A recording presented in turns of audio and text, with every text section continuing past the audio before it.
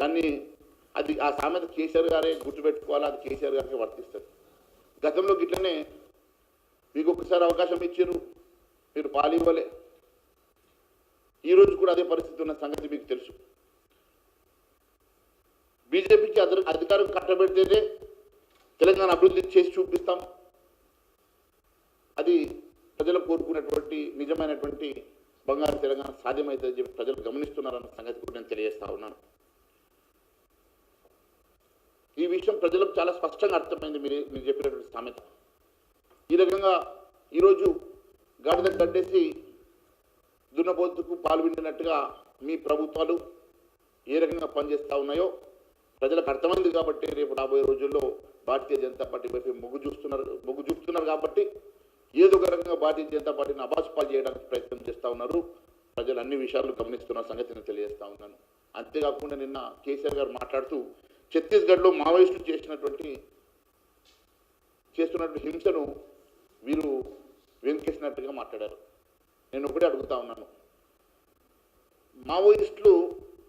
మావోయిస్టులను చర్చలకు పిలవాలని అంటున్నారు.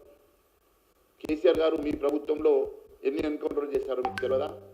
10 సంవత్సరాల పాటు మీరు ఎందుకు మరి చర్చలకు పిలవలేదని ప్రశ్నిస్తున్నా. 10 సంవత్సరాల పాటు మీరు చర్చకు పిలవకుండా 10 సంవత్సరాల పాటు మీరు ఎన్కౌంటర్లు చేసి ఈరోజు మీరు ఈ రకంగా అధికారం పోయిన తర్వాత మావోయిస్టులు గుర్తుకొచ్చారా అని అడుగుతున్నా. మీరు ఒక మాజీ ముఖ్యమంత్రిగా బాధ్యతమైనటువంటి వ్యక్తిగా మీరు మావోయిస్టులకు ఇవ్వాల్సిన పిలిపేంది? హింసను వీరన్నాడి జనజీవనంలో కలవాలి అని చెప్పి మీరు పిలిపివ్వాలి తప్ప మీరు వారిని చంపవద్దని ప్రజాస్వామ్యం అని చెప్పి మీరు మాట్లాడుతూ ఉన్నారు కదా.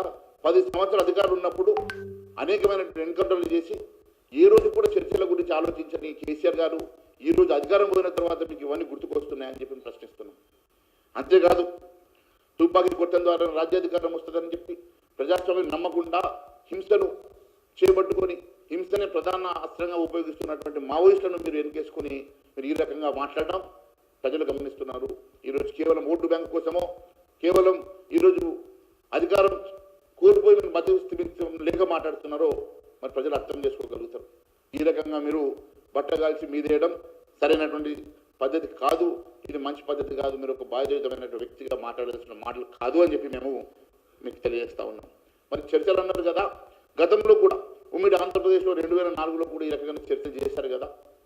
మరి అప్పుడు చర్చలు చేసినప్పుడు ఆ రోజు మీకు గుర్తు రాలేదా? ఆ రోజు ఏం జరిగిందో మీకు తెలియదా? చర్చల ద్వారా ఏమన్నా సఫలీకృతం అయినరా? చర్చలు చేసి మళ్ళీ వెంటనే ఎన్కౌంటర్లు చేసేసి అప్పుడు ఉన్నటువంటి నక్సలైట్లను ఏరిపారేసినటువంటి ప్రభుత్వం మరి గతంలో కాంగ్రెస్ కానివ్వండి. ఆ రోజు మరి 2004లో మీరు ప్రభుత్వంలో భాగస్వాములు కారా? మీరు భాగస్వాములుగా ఉండి ఆ రోజు చర్చలు చేసి ఆ రోజు మరి ఎంతోమంది నక్సలైట్లను ఏరిపారేసినటువంటి చరిత్ర మీకు లేదని నేను ప్రశ్నిస్తున్నాను. ఈ రకంగా మీరు మావోయిస్టులకు వారి పంతాన్ని వీడాలని, వారు ప్రజా జీవితంలో ప్రజాస్వామ్య పద్ధతిలో రావాలని చెప్పేసి జనజీవనంలో వాళ్ళు కలవాలని చెప్పేసి మీరు మాట్లాడాలి తప్ప ఈ రకంగా మీరు ఎన్నికేసుకొని వచ్చి ప్రయత్నం చేయడం ఇది ఎవరు కూడా మరి సహించరు, మేధావులు కూడా సహించరని చెప్పి నేను ప్రజాస్వామ్యవాదులు కూడా సహించరని చెప్పి నేను తెలియజేస్తా ఉన్నాను. అంతేకాదు అసలు వాళ్ళకి ప్రజాస్వామ్యం మీద నమ్మకం కల్పించాల్సినటువంటి అవసరం ఉంటుంది. కానీ మీరు ప్రజాస్వామ్యం మీద నమ్మకం లేనటువంటి మావోయిస్టులను మీరు ఈ రకంగా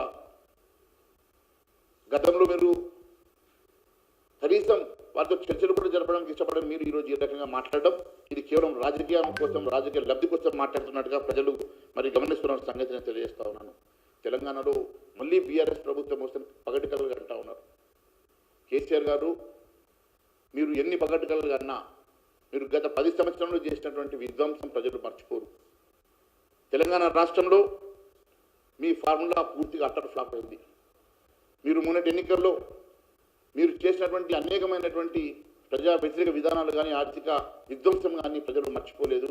మీరు చేసినటువంటి అనేకమైనటువంటి ఆర్థిక నేరాలు కూడా ప్రజలు ఇంకా మర్చిపోలేదు. మీరు ఎన్ని రకాల జిమిక్కులు చేసినా ఖచ్చితంగా ప్రజలు మిమ్మల్ని అసహించుకుంటారు తప్ప మీ దరికి రారని చెప్పి సంగతి నేను తెలియజేస్తా ఉన్నాను. మరి పూర్తిగా తెలంగాణ మోడల్, టీఆర్ఎస్ మోడల్ అంటే మీరు ఫెయిల్యూర్ మోడల్. అసలు మీ మోడల్ ఏందని చెప్పి అడుగుతా ఉన్నాను. మీరంతా కూడా టెస్టెడ్ వెపన్, పూర్తిగా మీరు వైఫల్యం చెందినటువంటి మోడల్ మీదని చెప్పి నేను మీకు తెలియజేస్తా ఉన్నాను.